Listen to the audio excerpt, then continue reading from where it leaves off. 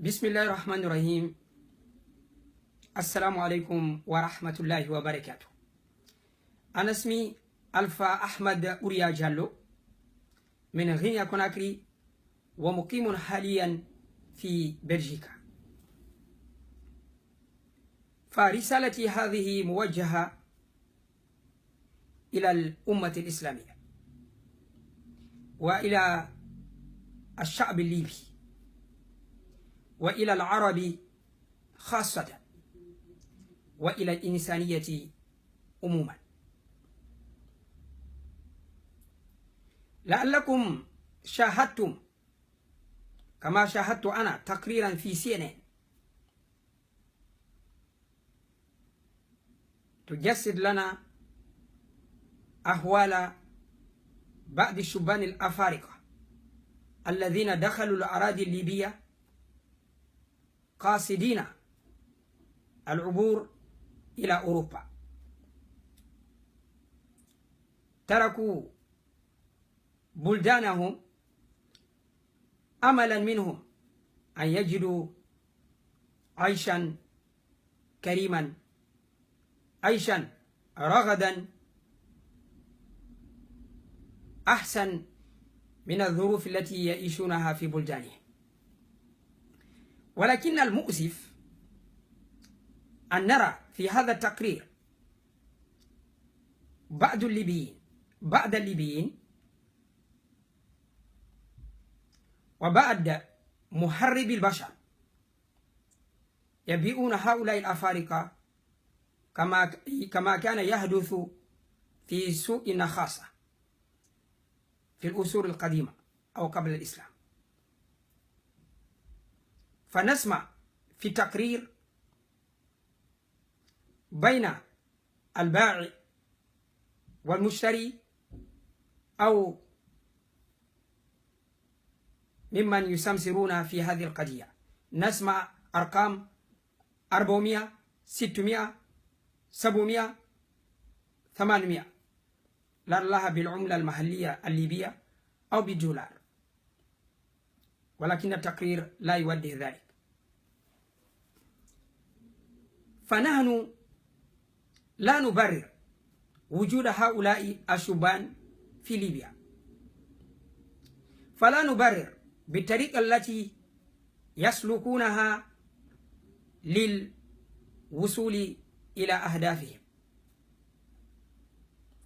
ولكن ندين ونستنكر ونستقبح بأن يتصرف بشر لبيع بشر، أو أن تلصق العبودية باللون الأسود. نحن ظننا أن البشرية وصلت إلى أعلى الإليين من حيث تسجيد كرامة الإنسان، ولكن هذا التصرف تؤكد لنا على أن هناك شرذمة أو بعض البشر ما زالوا في أسفل سافلين فيما يتعلق بالإنسانية، فيما يتعلق بكرامة الإنسان.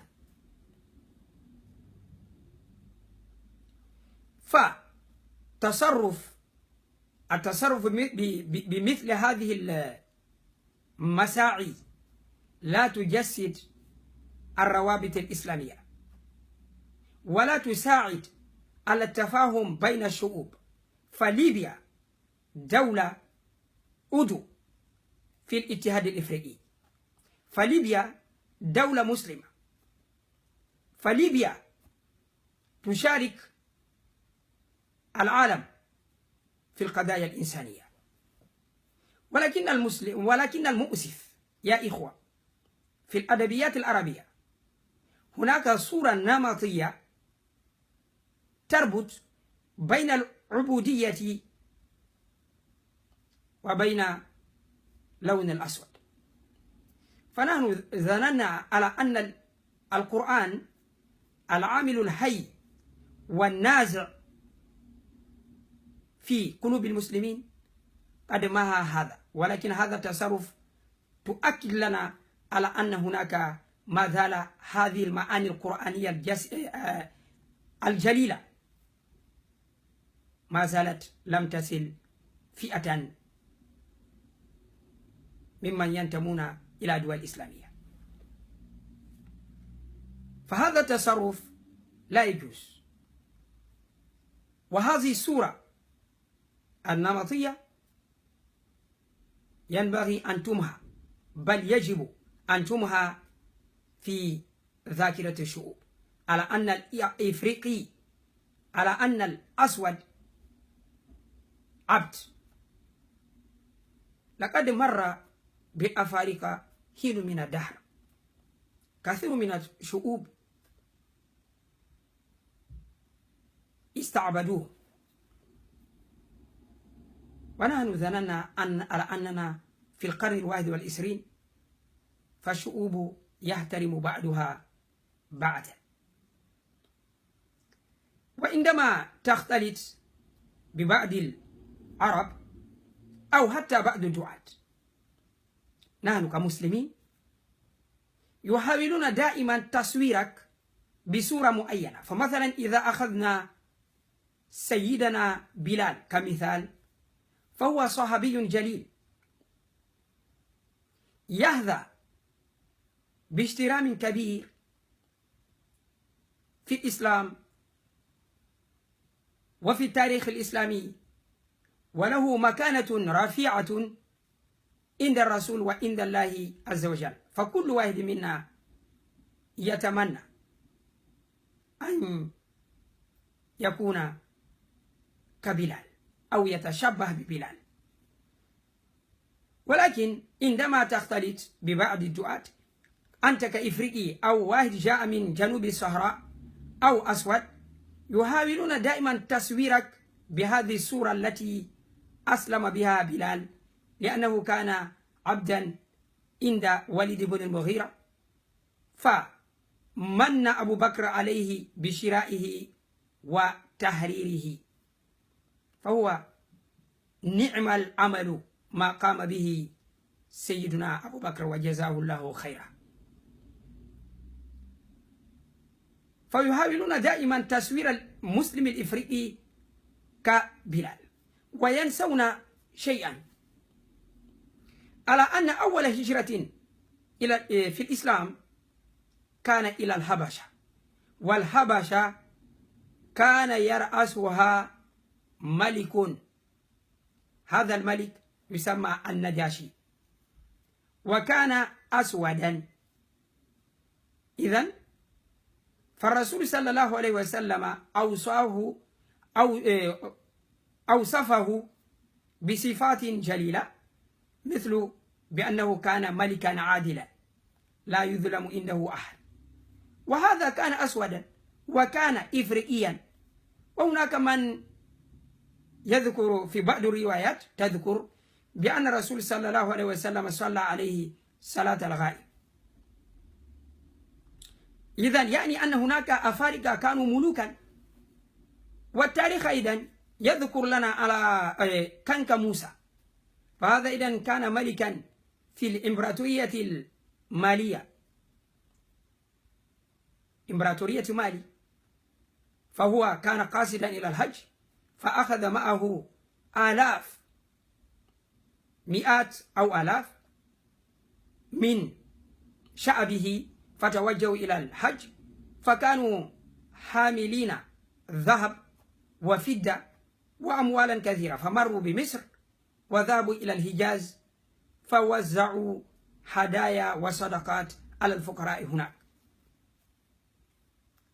كل هذه الأمور التاريخ سجله، ولا نعرف ما تعرضه بعض الأفارقة أيضا في أمريكا من استعباد وأعمال قسري. كل هذه الأمور يجب أن تمحى، أن تكون من بقايا التاريخ. ولكن ما زال بعض العقول يحاولون تصوير الأفارقة بأنهم عبيد، أينما وجدوا فهم عبيد، وإن كان صاحب شركة، وإن كان رئيس دولة، وإن كان ما كان. هذا ينبغي أن يتغير. أيها الإخوة، فنحن كلنا مسلمون، كلنا إخوة، وكلنا نشترك في الإنسانية. فأنتم العرب عليكم أن تتصرفوا بعقلانية، ونحن نعرف الأوضاع والظروف التي تمر بها الدول العربية، فهي في حالة لا ترثى عليها. ونحن نعرف هروب في سوريا وفي ليبيا وفي العراق وفي كل مكان تقريبا. ليس هناك استقرار، لا سياسي ولا اقتصادي وحتى ثقافي. ولكن المعاملة مع الأفارقة، نحن نطلب من سادة العرب ومن شعوبها النظر في هذه العلاقة. فليس كل إفريقي عبد، وإن كان بعضكم يعتقدون ذلك، فهذا ينبغي أن تمحى في أذهانكم. القرآن الكريم يجسد لنا بقوله تعالى: يا أيها الناس إنا خلقناكم من ذكر وأنثى وجعلناكم شعوبا وقبائل لتعارفوا إن أكرمكم عند الله أتقاكم. إذن فالهدف من هذا التنوع في الجنس وفي اللون وفي الانتشار الجغرافي هو للتعارف، أو أي للتعاون، لتعارفوا لتتعاونوا. والمعيار الفوقي عند الله هو التقوى وليس اللون،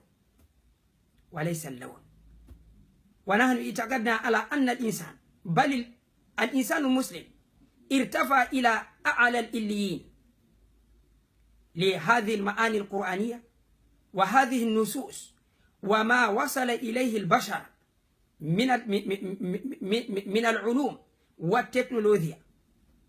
ولكن هذا الحدث الذي شاهدناه في CNN، ما يجري في ليبيا، يؤكد لنا على أن ما زال هناك بعض البشر في أسفل السافلين فيما يتعلق بالأخلاق والمعاملة الحسنة. أيها الإخوة، فرسالتي هذه ليس القصد منها إثارة النعرات والحقد والعداوة بين الشعوب، بل لتوجيه نقطة.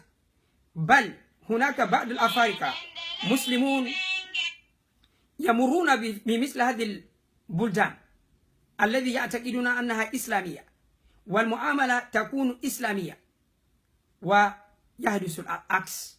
فهناك من يرتد عن الدين لأنه لم يتعلم الكثير في الدين، فهو يرى المعاملة فالأخلاق. كثير من الكفار حتى في عصر الرسول أسلموا بحسن المعاملة. فلذلك علينا أن نراجع حساباتنا في كيفية المعاملة، تعامل مع الآخرين، وخاصة بعض الشعوب التي في حالة ما يسمى بالمؤلفة قلوبهم. أيها الإخوة العرب، أيها الإخوة المسلمون، أسأل الله أن يجمعنا في كلمة سواء وفي كلمة واحدة، وأن يجعل الأمة الإسلامية في خير، إنه سميع مجيب. وآخر دعوانا أن الحمد لله رب العالمين. هذا أخوكم ألفا أحمد بوريا جالو من غينيا كوناكري، والسلام عليكم ورحمة الله وبركاته.